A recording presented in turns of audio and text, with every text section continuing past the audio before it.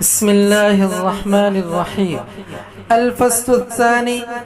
عن صفان بن عسال قال يهودي لصاحبه اذهب بنا إلى هذا النبي، فقال له صاحبه لا تقل نبي إنه لو سمعك لكان له 4 أعين.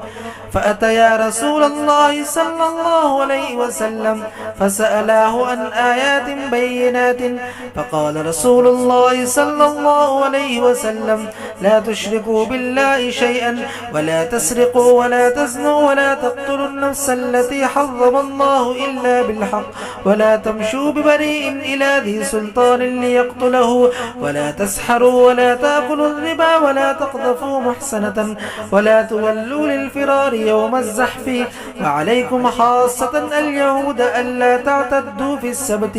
قال فقبلا يديه ورجليه وقال نشهد أنك نبي. قال فما يمنعكم أن تتبعني؟ قال أن داود عليه السلام دعا ربه ألا يزال من ذريته نبي وإنا نخاف إن تبعناك أن يقتلنا اليهود. رواه الترمذي وأبو داود والنسائي.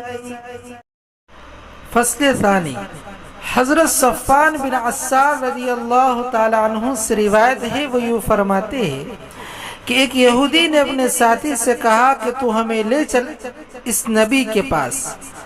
تو اس ساتھی نے ان سے کہا کہ تو ان کو نبی مت کہ، اگر وہ تیری بات کو سن لیں گے تو ان کی 4 آنکھیں ہو جائے گی. پھر وہ دونوں رسول اللہ صلی اللہ علیہ وسلم کے پاس آئے اور ان دونوں نے آپ سے واضح علامات کے بارے میں سوال کیا.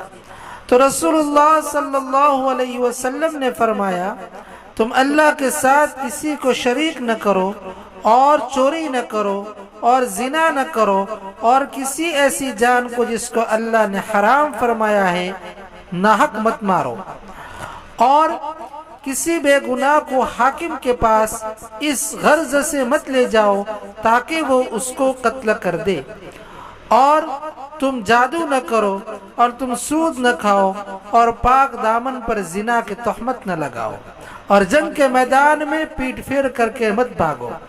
اور اے یہودیوں، تمہارے ذمے خاص طور پر یہ ہے کہ تم سنیچر کے بارے میں زیادتی نہ کرو.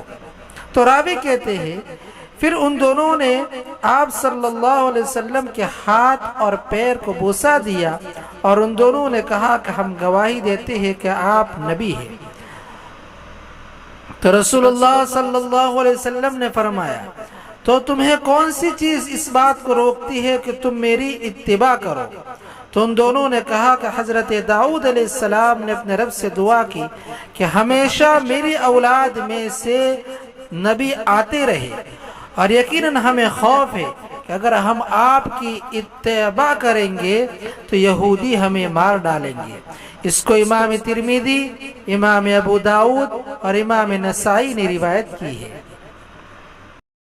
وعن انس قال رسول الله صلى الله عليه وسلم 3 من اصل الايمان الكف عمن قال لا اله الا الله لا تكفر بذنب ولا تخرج من الاسلام بعمل والجهاد ماض مذبعثني الله الى ان يقاتل اخر هذه الامه الدجال لا يبتله جور جائر ولا عدل عادل والايمان بالاقدار. رواه ابو داود. حضرت انس رضی اللہ تعالیٰ عنہ سے روایت ہے، وہ یوں فرماتے ہیں کہ رسول اللہ صلی اللہ علیہ وسلم نے فرمایا 3 چیزیں ایمان کی جڑ میں سے ہے.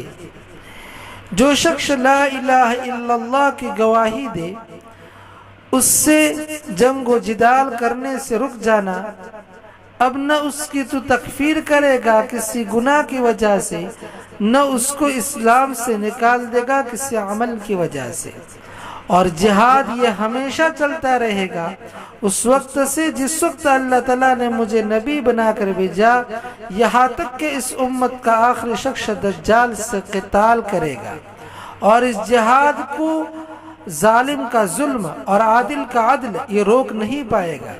اور تقدیر پر ایمان لانا، اس کو امام ابو داؤد نے روایت کیا ہے.